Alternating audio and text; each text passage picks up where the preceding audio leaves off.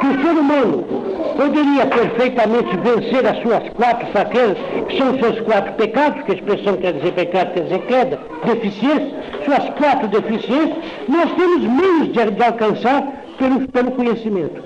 Então nós somos obrigados, por princípio, a pôr o sábio do nosso lado, porque nós também lutamos para acabar com esses 4 pecados. Nós também lutamos para que o homem não seja um concupiscente, para que o homem não seja um malicioso, para que o homem não seja um fraco e para que o homem não seja um ignorante. Então nós temos que nos mobilizar e ligarmos aos sábios. Nós precisamos deles para que eles trabalhem conosco, para que eles venham para esse trabalho social. Agora, pergunto aos senhores uma pergunta aqui importantíssima. A Rússia será tecnocrata? Realmente essa pergunta é de uma importância fundamental. Porque senão...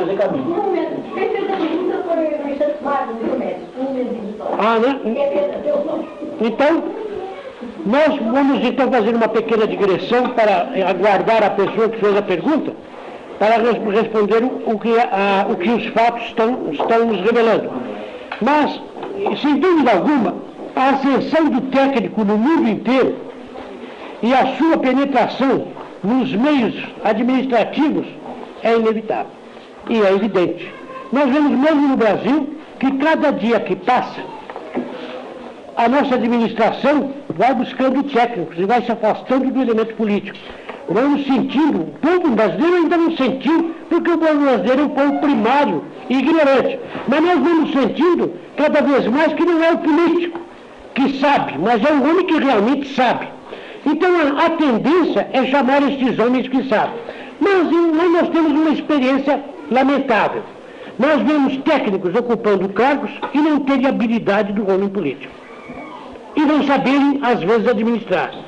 Mas a culpa é da técnica? Não, a culpa é do técnico. Quer dizer, esse técnico não foi devidamente preparado. E eles então constroem, às vezes, planos que são teoricamente admiráveis, mas que na prática malogram.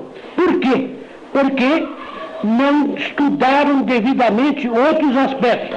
Assim, por exemplo, um economista é capaz de estabelecer um maravilhoso plano de economia, mas que pode ser desastroso para um povo, como tem sido. Porque esses técnicos não estão devidamente preparados para uma visão também social. São ignorantes, por exemplo, da parte sociológica, são ignorantes da parte caracterológica do nosso povo, que é importante para dirigi-lo. E assim não só nós, como todos os povos do mundo. Um povo como o espanhol, que predomina o marciano, um povo como o português, que predomina o tipo irado, são povos que têm que ter uma administração completamente distinta de um povo como o brasileiro, que é muito mais fácil, por exemplo, de orientar em certos aspectos do que esses outros povos, que reagem com muito mais energia. Tanto que aqui nós somos o país dos fatos consumados. Acontece uma coisa, e acontece mesmo, e acabou. Não há nenhuma reação. Está liquidado. Está liquidado, está acabado, está feito. Não é verdade? Bom, agora, nós temos que pensar de que o técnico está necessitando também da nossa cooperação, porque nós representamos aquele lado social. E nós devemos organizar os nossos grupos de estudo para cada um se dedicar àquele curso que possa trazer uma contribuição a uma melhor visão da sociedade humana. Então nós podemos transformar esse técnico, não em tecnocrata, mas num técnico um amigo do povo que use a técnica para servir o povo. E creio que esse ideal os interessará também. Desculpa uma pergunta, né? Diga. Sobre o técnico, justamente. Eu evoco o segundo livro da Suma Teológica, onde Santo Tomás nos fala de que não devemos viver para os bens criados, né? E a finalidade, os fins do técnico, ao revés dos fins do sacerdote, né, estariam ligados justamente, né, ao culto e à busca desses bens criados. Uma vez alcançando esses bens criados, por exemplo, alcançando a sociedade ideal, conforme cogitada, por exemplo, no livro do professor José Otica, né, os homens, digamos, alcançam justamente a posse completa, plena de todos esses bens criados. Mas aí, digamos, para evocar no Schopenhauer, em Paragon Paradipômena, no segundo livro de Paragon Paradipômena, né? Temos o seguinte, né? Os dois flagelos da humanidade, a dor e o tédio. Quem é pobre tem a dor, quem é rico tem o tédio. Então começam a todos a se suicidar pelo tédio. Então aí onde entra, né, justamente o senhor, digamos, do técnico. Ele não tem uma formação religiosa para saber o que ele quer. Muito bem. Ele tocou num ponto importante. Quer falar alguma coisa? Não era é importante. que eu tinha anunciado. Sua pergunta. Nós imagino vocês afirmações.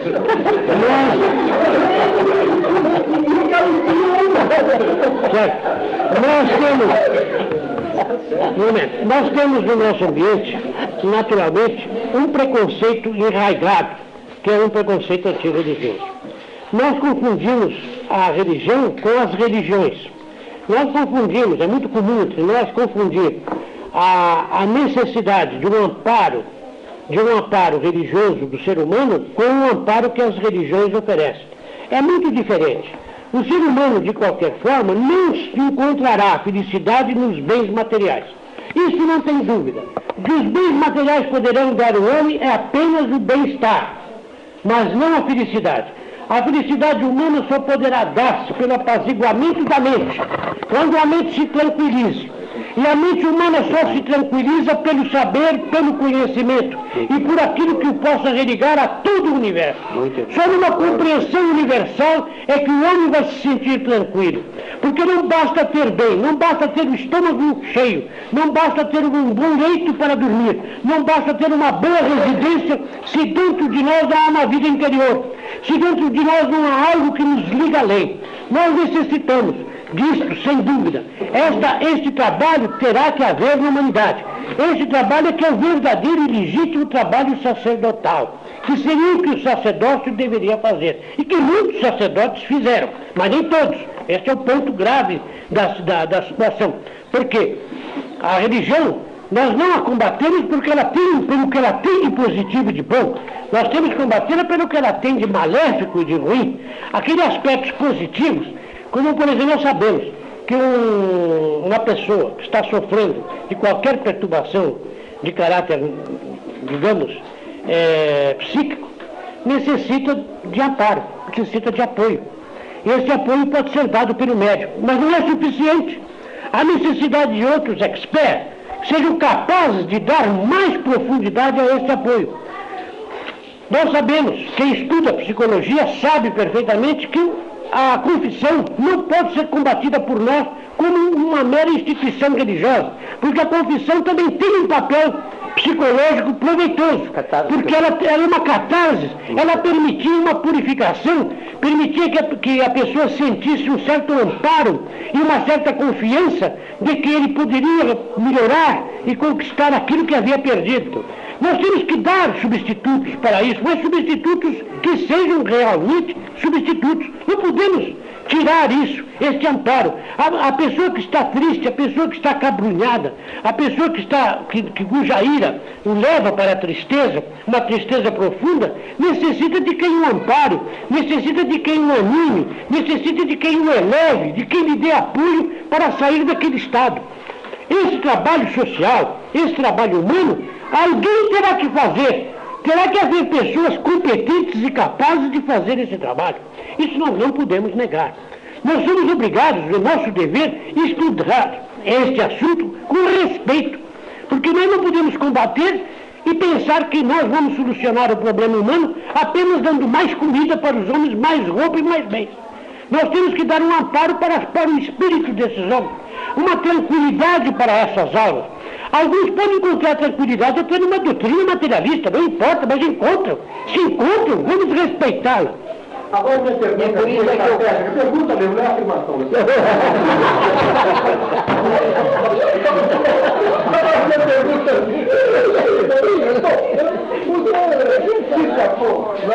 que os homens podem alcançar, superar a ignorância pela leitura, pelo estudo, pela disciplina interior. Muito bem. Acontece o seguinte, o homem realmente pode vir a conhecer tudo sobre a natureza tudo, né, sobre esse mundo dos bens criados, precisamente através da inteligência. E pode conhecer muito, né, a seu respeito, através da inteligência. Mas dependerá dele completamente o conhecimento da sua natureza metafísica, né? Não dependeria, talvez, mais de entidades superiores ao homem, das quais ele deva indisponibilidade e também, digamos já, merecendo pela sua, diríamos, em situações limites, em angústia metafísica, né, que se abra dentro dele, né, através da graça ou de uma experiência que não é simplesmente intelectual, né, esta realização, né, quer dizer, os bens não criados, os bens relativos ao Criador, né, e as realidades superiores, essas dariam um preenchimento que não pode ser substituído por esse conhecimento alcançado por meios intelectuais. Foi pergunta, não foi afirmação. Essa pergunta é importante, porque realmente isso tem sido matéria de estudo. Porque há casos de pessoas que atingem uma iluminação, esse estado de iluminação, de fotismo. O Manuel fez justamente a pergunta sobre a... Eu vou voltar. Sobre o chamado fotismo, que na psicologia se estuda, esse estado que os místicos atingem, aquele estado de felicidade interior, quando subitamente descobrem uma verdade, que nós também encontramos quando nós solucionamos um problema. Como alguém que só solucionar um problema de matemática, sente aquele estado de satisfação. E esse estado de satisfação nós temos toda vez que nós solucionamos um problema para nós interior. Muito bem, realmente nós podemos salientar, porque existem biografias, existem confissões de muitas pessoas que afirmam que sofreram esses estados, que chamam-se entusiasmos, os gregos chamavam de entusiasmos, quer dizer, dentro, Deus, dentro de si, sentir Deus dentro de si, esse estado de alegria, de satisfação, por exemplo, ao ler, ao ouvir uma música. Há pessoas que se transformaram completamente ao ouvir um Bach, outros se transformaram ao ler uma poesia, outros encontraram caminhos interiores extraordinários ao ouvir uma frase, uma palavra. O padre Antônio Vieira ao dar uma pancada na cabeça.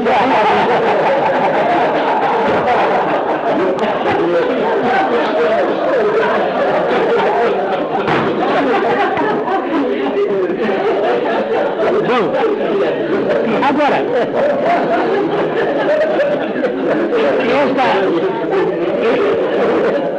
esse tema é um tema de psicologia e também da psicologia das religiões. É uma matéria que escapa ao que nós estamos tratando. Mas isso aí não teria questão de otimismo absoluto com relação ao homem, ou otimismo apenas relativo, isto é, com relação à possibilidade do homem conhecer os bens criados a si mesmo até certo ponto, mas por outro lado, digamos, pessimismo com relação ao homem, né?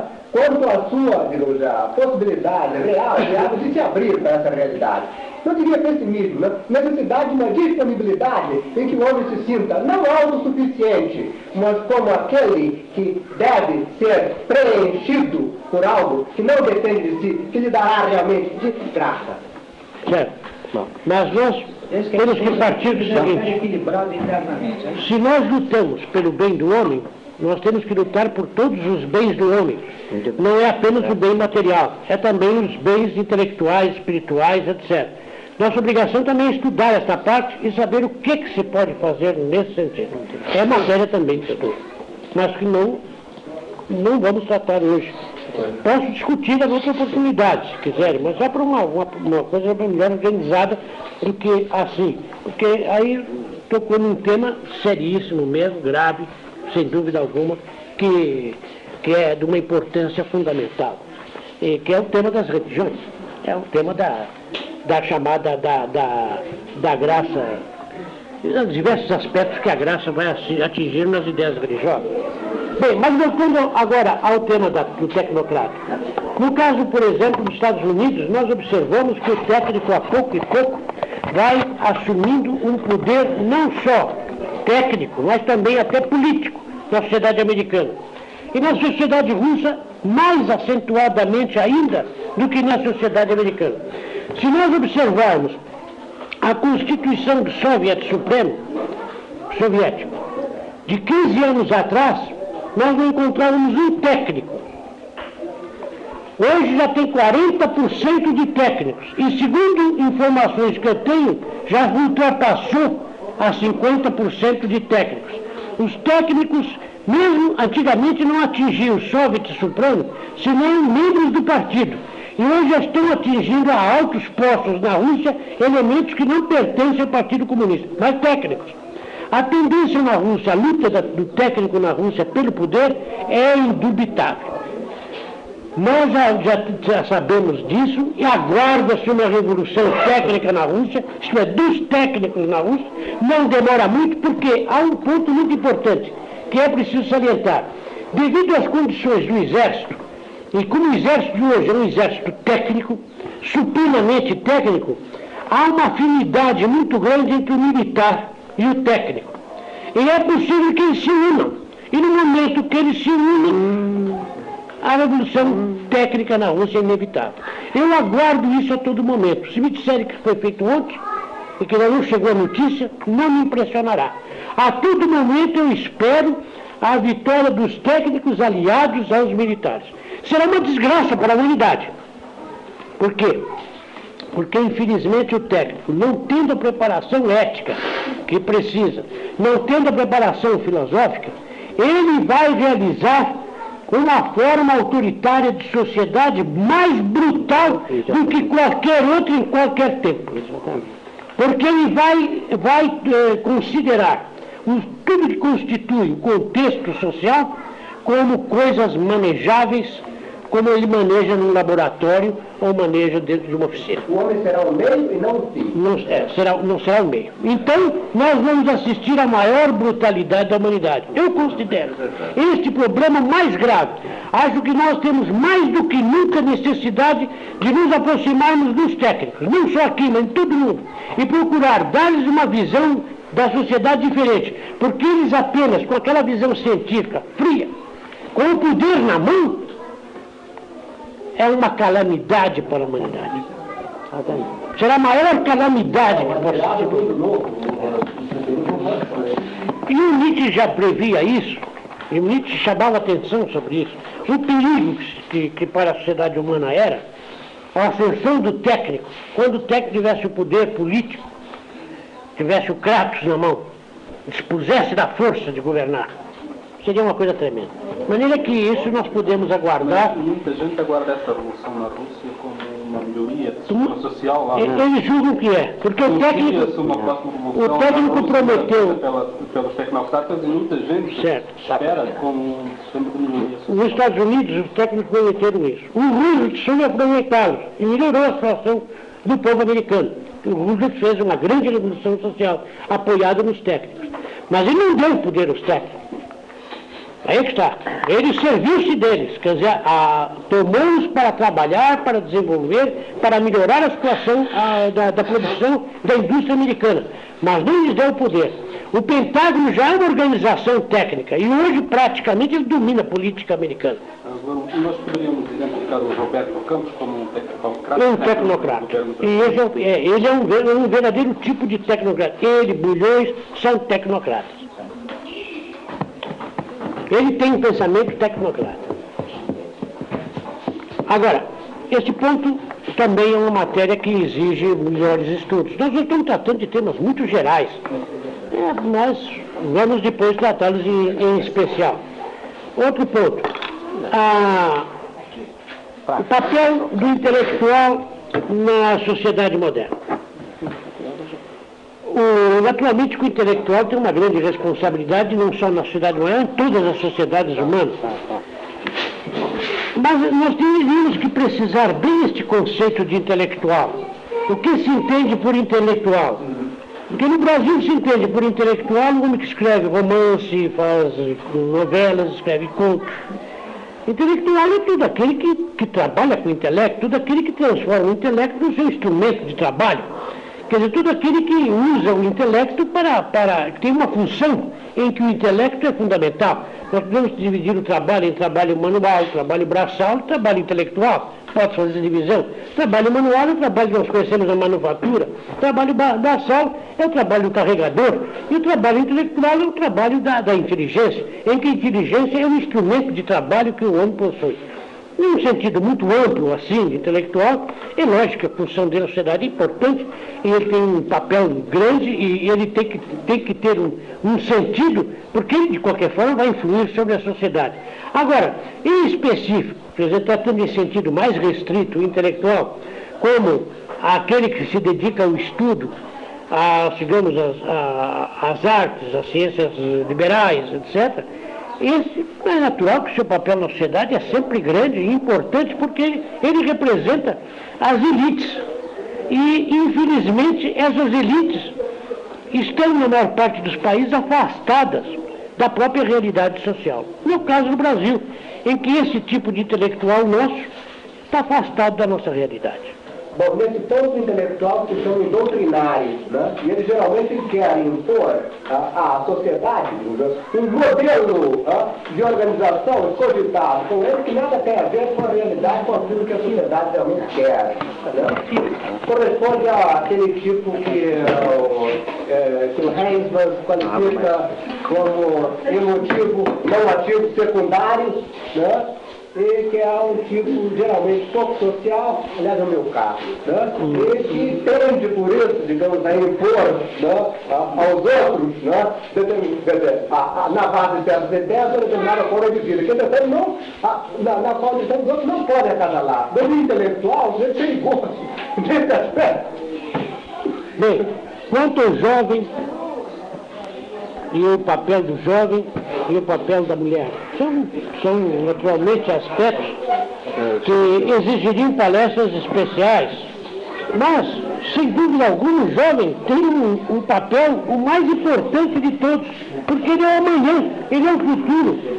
Ele, mais do que nenhum outro, ele tem um dever, porque ele tem as possibilidades, ele dispõe do amanhã, coisa que muitos de nós já está perdendo, a pouco e pouco.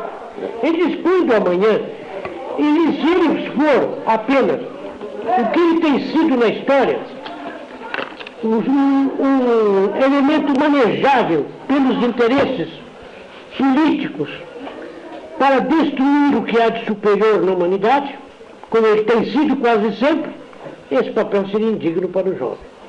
Eu digo que aquela juventude que perseguiu os pitagóricos e levou à destruição a ordem pitagórica foi agitada por demagogos, julgando que estavam realizando alguma coisa de superior. Aquela juventude humulante que exigia a morte de Sócrates era uma juventude criminosa, mas julgava que estava cumprindo um dever social. Aquela juventude que perseguiu Anaxágoras, que foi para a praça pública queimar os livros de Anaxágoras, aquela juventude que perseguiu Aristóteles, que o fez fugir de Atenas para não ser morto, essa juventude que em toda a história apoiou os dominadores, apoiou os exploradores e os demagogos, essa juventude é criminosa. Muito bem. O jovem precisa tomar consciência para que ele saiba quando ele está servindo ao bem e quando ele está servindo ao mal. A verdadeira juventude foi aquela que assistia às aulas de Sócrates e de Platão, aquela que assistia às aulas de Aristóteles, aquela que fazia parte do Instituto Pitagórico, aquela que em toda a história lutou pelo saber e pelo conhecimento. Mas aquela juventude politizada da história, que serviu aos interesses dos demagogos, ela é a grande responsável dos maiores crimes que a história registra. Porque foi aquela juventude que fez a noite de São Bartolomeu. Muito bem. Foi a juventude que foi destruir o hitlerismo, os livros entravam nas bibliotecas para arrancar as obras de valor e queimá-las em praça pública. Essa juventude que julgava que estava cumprindo um grande papel, que estava realizando alguma coisa de superior. O jovem tem uma responsabilidade muito grande, sobretudo, porque eles, sendo despreparados, porque ainda não conhecem, não estão a par de tanta coisa que só o tempo nos pode dar, eles mais do que qualquer outro estágio social, têm a obrigação de saber o que fazem. Porque eles são muito mais sujeitos aos erros do que aqueles que têm uma idade mais avançada e uma maior experiência. Agora, um momento, eles são, inegavelmente, a força ativa do amanhã. Porque o amanhã pertence a eles, e não a homens como eu, que já vão passando vão pertencendo mais ao passado. A eles pertence o futuro. Eles têm um grande papel para o futuro. E se até aqui a juventude não teve um papel verdadeiramente criador, senão em raros momentos, foi mais destruidor, ela hoje deveria tomar consciência desse seu papel na história e assumir um novo papel, o papel de realizadora. Os jovens hoje têm essa oportunidade, têm essa possibilidade, porque nós dispomos de uma mestre de conhecimentos que não dispunham os homens antigos, que se estudem os grandes movimentos juvenis, que se vejam, por exemplo, aquelas perseguições tremendas que a Sorbonne, que é um exemplo de perseguição à inteligência, fez. Aquela juventude que não permitiu que a Stein fizesse uma conferência, aquela juventude que não permitiu que Freud fizesse conferência na Sorbonne, aquela juventude que andou perseguindo os grandes homens, que está cheia a história da Sorbonne como um exemplo. Essa juventude que estava certa de que estava num bom caminho. Essa juventude não deve ser a juventude que nós desejamos. E os jovens que tomem consciência, que estudem os erros cometidos e procurem o melhor caminho e lutem por alguma coisa de superior para a humanidade. Da mesma forma que há uma distinção entre os caracteres na caracterologia, há também uma distinção entre as idades do homem estudadas na psicologia evolutiva. É lugar comum, tradicional, que os jovens são mutáveis e revolucionários. Certo. E os maduros, e velhos são mais estáveis e conservadores. O problema consistiria em dar a cada um, na sua idade, uma justa medida das suas tendências, certo, ao lado da caracterologia. Aquilo que a Paul Francis dizia, né? Que a juventude saiba e que a maturidade possa. Pois é. O jovem tem o poder, mas não tem o saber. O homem de idade madura tem o saber, mas não tem o poder. Então, se a juventude souber e a maturidade puder, eles se encontram. Bom, em que medida existe uma possibilidade para, digamos, uma instrução, ou para uma educação, uma reeducação do homem, nesse sentido, que ele tenha em conta as limitações, além do próprio da própria idade, mas não somente, mas o que é o seguinte, a psicologia evolutiva. Todos os caracteres próprios de cada idade. Então você pode saber, através daquilo, o que é uma maturidade e o que é uma imaturidade de acordo com... Um jovem estudando pode conhecer os seus defeitos e procurar confirmar. Mas o que é o seguinte, em que medida... Temos aqui divulgar isso. Isso mesmo, tem que divulgar, fazer a juventude estudar. Para que ela tenha um papel certo. De orientação. Porque são dados que permanecem no campo estrito, campo universitário. Estamos fazendo isso lá no centro. Não, mas nós podemos... Há 5 anos que estamos falando. Não. Eu discordo completamente da sua opinião a respeito. Eu discordo completamente. Nós podemos trabalhar nesse sentido e é mais um dos aspectos do nosso trabalho. Está tudo em atitudes que nós tomamos através da Esther, então aí vai uma crítica a ela direta. Não é só falar. Você está fazendo? Temos aqui o Cristo, quer fazer uma pergunta. É meu cunhado, chama-se Rogério Cristo.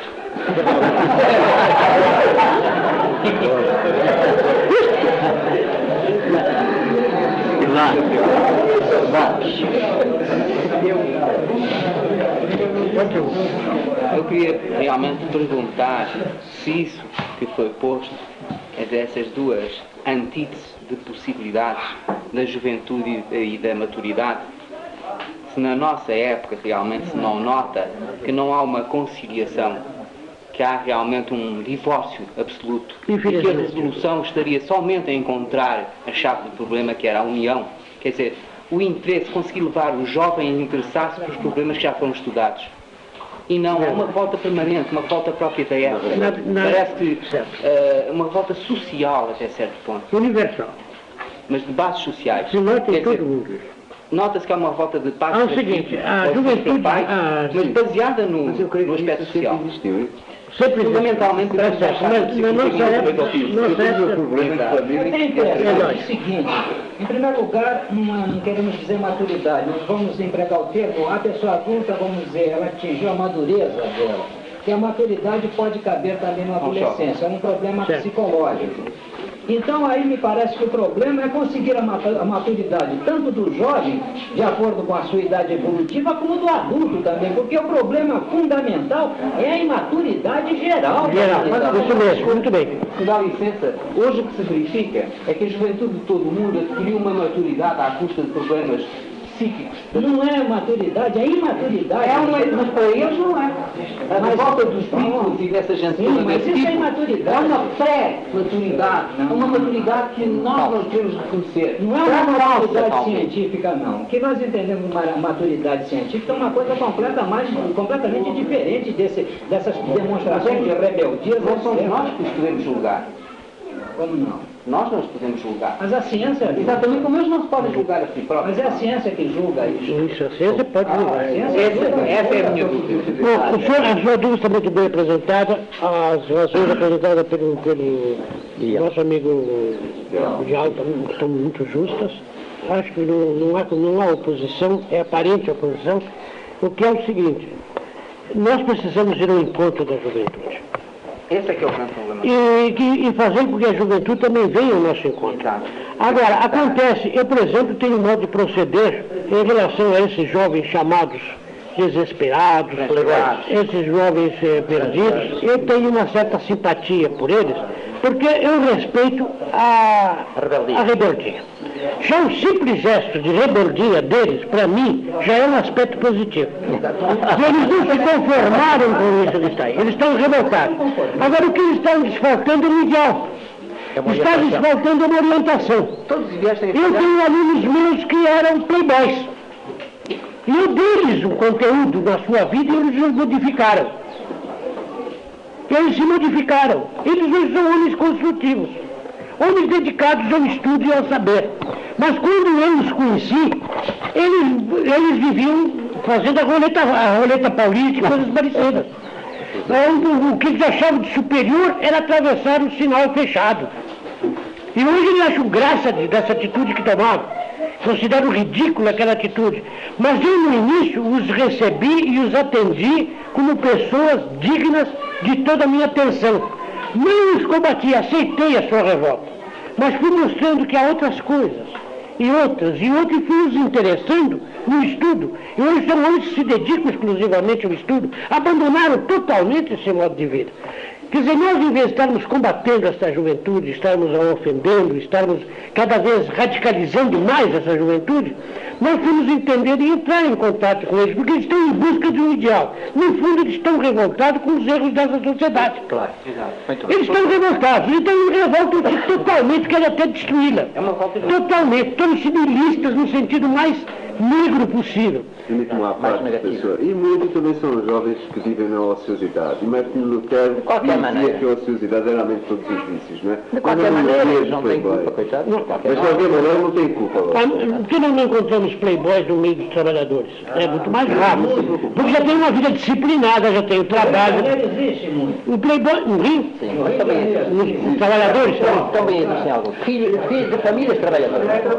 Não trabalhadores. Não porque o não são trabalhadores, são pobres, não trabalhadores. São de famílias trabalhadoras. o trabalhador começa às 7 horas e acaba Porque o trabalho dá uma certa disciplina interior, fortalece o homem.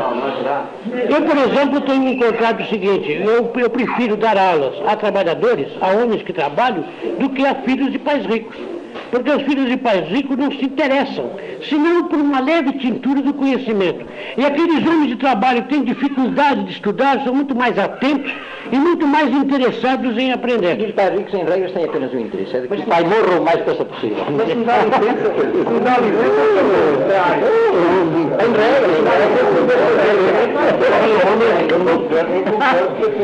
regras, uma observação a isso. Naturalmente, os filhos dos trabalhadores e os trabalhadores por si mais ignorantes, qualquer coisa que se ensina é assimilada, é captada com já uma predisposição para isso, e esse não é um trabalho tão dignificante como afinal aquele de conquistar precisamente a atenção, a simpatia, a compreensão. Afinal é um trabalho profundamente humano levar os filhos dos outros, aqueles que estão profundamente doentes, porque estão mentalmente e psicologicamente doentes, a entrar e integrar-se numa humanidade que carece deles. Porque esses é que estão precisamente apodrecendo a humanidade. Esses é que estão criando este tal bicho ruim que nós damos o nome de playboys, de rocks e de outras coisas assim. A base... Mas esse é um tema também que nós temos que estudar. É outro tema que tem que ser examinado. Bom, para não nos alongarmos muito... Se eu tivesse professor, eu diria que o erro está na escola. Está na escola, né? Está em grande parte está na escola. Está na educação. Bem, o papel da mulher é um papel muito grande, sem dúvida alguma, e isso mereceria um estudo especial. Eu peço que a que me pediu que falasse sobre esse papel, que dispensasse para tratar noutra ocasião, não que eu considere a matéria desmerecedora de atenção, ao contrário, de muita atenção. Porque depois temos que olhar um aspecto muito importante da questão da mulher. A mulher, pelas suas condições de intuição muito mais desenvolvida do que o do homem, que é muito mais racional, muito mais abstratista, tem um sentido muito mais concreto do que o homem, e estando ela mais ligada à vida do que nós, porque ela é potencialmente a mãe, ela é a perpetuadora da espécie, ela tem uma função sobre muitos aspectos superior às nossas funções, sobretudo no sentido genético, sentido digamos, da espécie, e sendo ela a companheira e a iluminadora até do homem, porque todos os homens grandes da humanidade tem sempre uma mulher que os iluminou, que lhes indicou o caminho, que os animou, que os atendeu nos momentos de desfalecimento, que lhes deu esperança quando desesperavam. Exceto o seu levar.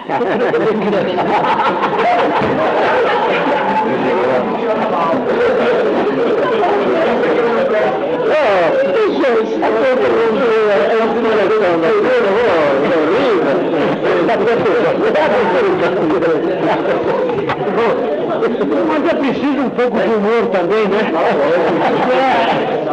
Não dá o cansaço, né? Bem, então ela tem um papel muito grande, porque a mulher sendo inspiradora, sendo a conselheira do homem, sendo ela inegavelmente o fator mais importante na própria história humana, porque é da sugestão da mulher, é dos conselhos da mulher, é da sua habilidade em animar o homem, porque ela tem uma astúcia que é própria das suas condições, ela tem um dever, tem uma função importantíssima.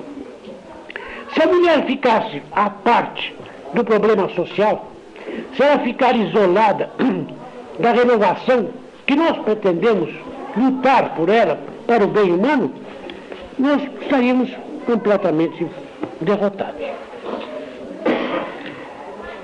Nós vemos que quando a mulher não tinha nenhuma participação, não tem nenhuma participação na vida social, ou pelo menos a participação dela apenas de prestadora de serviço, essas sociedades também não evoluíram. Os gregos começaram a evoluir quando a mulher começou a ter um sentido maior entre os gregos. Nós temos um exemplo do Egito, foi um país grandioso na sua cultura, onde a mulher teve um papel importantíssimo, tão grande como o do homem, porque a mulher no Egito estava na mesma situação do homem. Nós vemos Pitágoras, que colocou a mulher como fundamental para a ordem pitagórica, tanto que uma reunião de pitagóricos não pode realizar se não tiver pelo menos uma mulher presente, porque não considero que não pode funcionar uma reunião de pitagóricos se não tiver uma mulher presente. Igual, pelo menos, seria um número igual. O ideal seria, pelo menos, ser igual o número de mulheres aos homens. Porque a mulher, ela tem uma intuição, ela tem uma capacidade, ela sugere. Nós, por exemplo, podemos ser persistentes ou teimosos, mas a mulher tem uma habilidade para nos demover e para nos modificar. De maneira que ela tem um papel extraordinário. A mulher não pode ficar à parte. Ela tem também que se interessar pelo conhecimento e pelo saber, porque do contrário ela ficará sendo apenas uma serviçal, que ela tem sido. Como ela ainda é. Nós vemos aqui de muitos portugueses nós sabemos o papel inferiorizado que tem a mulher em Portugal. E o grande mal de Portugal. O grande mal de Portugal, pode o senhor estar certo que é isso. É a mulher não participar. Eu não tenho nem de voto em Portugal. A não ser a mulher que tem curso superior. Em Portugal não vota. Funcionária pública. Ou funcionária pública. E isto muda os países que evoluíram, que tiveram desenvolvimento, foram precisamente aqueles países onde a mulher teve um grande papel, como na Alemanha, nos Estados Unidos e na Inglaterra. Logo no fim. Certo? Foi não. Lá em Portugal não vale a pena a mulher votar.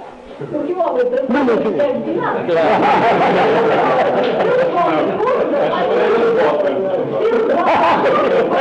As freiras de Portugal votam. Não é obrigado. Não, mas eu tenho